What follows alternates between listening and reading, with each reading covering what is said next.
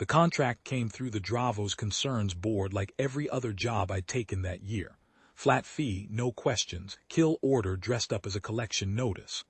Bounty on the Scarn holdouts squatting in the mining shell at Hollow Reach. Vermin, the file called them. Raiders. 6 months of stolen supply runs, 2 dead haulers, 1 burned dock. The concern wanted the tunnels clear and didn't much care how. I flew out alone, the way I always do. My ship's an old survey hull I'd gutted and rebuilt myself, the fair warning. 31 years old and still the only thing in this sector I trust completely.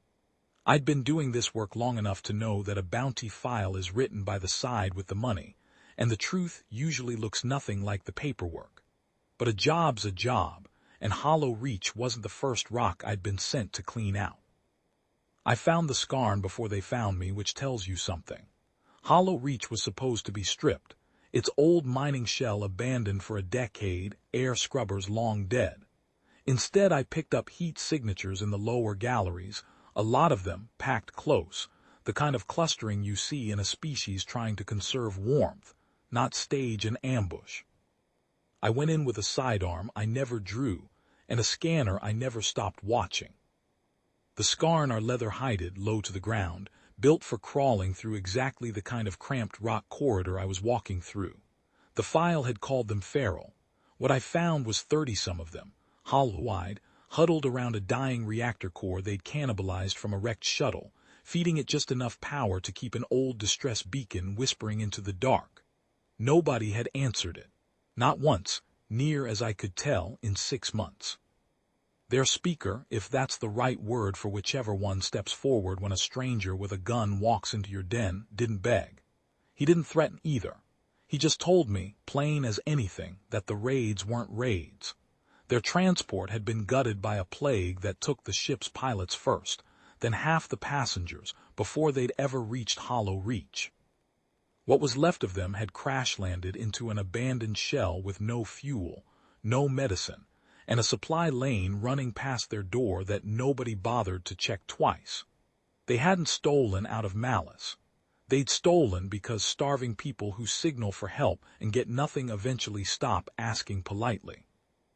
I sat with that for longer than I want to admit.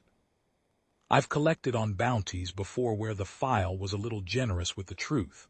I've never once found a distress beacon still running under a kill order. That part stuck with me the most. 30-some strangers, half a year of silence, and they'd kept transmitting anyway. Hope's a stubborn thing, even when it's never once been rewarded. I made the call I don't usually make. I voided the contract on my end, which the concern would not be happy about, and then I did something a bounty hunter has no business doing. I opened a second channel, one I keep for exactly one contact. A retired logistics officer named Priya Aldana, who owes me a favor the size of a moon and runs a private relief convoy out of the Freeport 2 systems over. I told her what I'd found. I told her to bring everything she had. She didn't ask me twice. It took 11 days for her convoy to reach us, and I stayed the whole time, running what medical supplies I had between the reactor chamber and the worst of the sick. The Scarn speaker sat with me most nights near that dying beacon, and somewhere in there he stopped watching my hands and started just talking. About the ship they'd lost, about a home world I'll probably never see, about how strange it was that the first outsider to listen was the one sent to erase them. When Aldana's ships finally came through the debris field, they came in low and bright, hospital hull first, supply haulers close behind, the kind of daylight white running lights that mining shells never see. I watched that speaker stand in the old airlock doorway and just stop, like his legs had forgotten the job. Not fear. Not even relief, not at first. Just disbelief, the particular kind that comes from being written off so completely, for so long that being seen again doesn't compute right away. We didn't collect a single credit on that bounty. I tore the contract data myself and sent the concern a report that told them exactly why. What we carried out of Hollow Reach instead was 31 survivors, all breathing easier than they had in months, riding in a convoy that had no reason to come except that somebody finally asked. I've flown a lot of jobs since.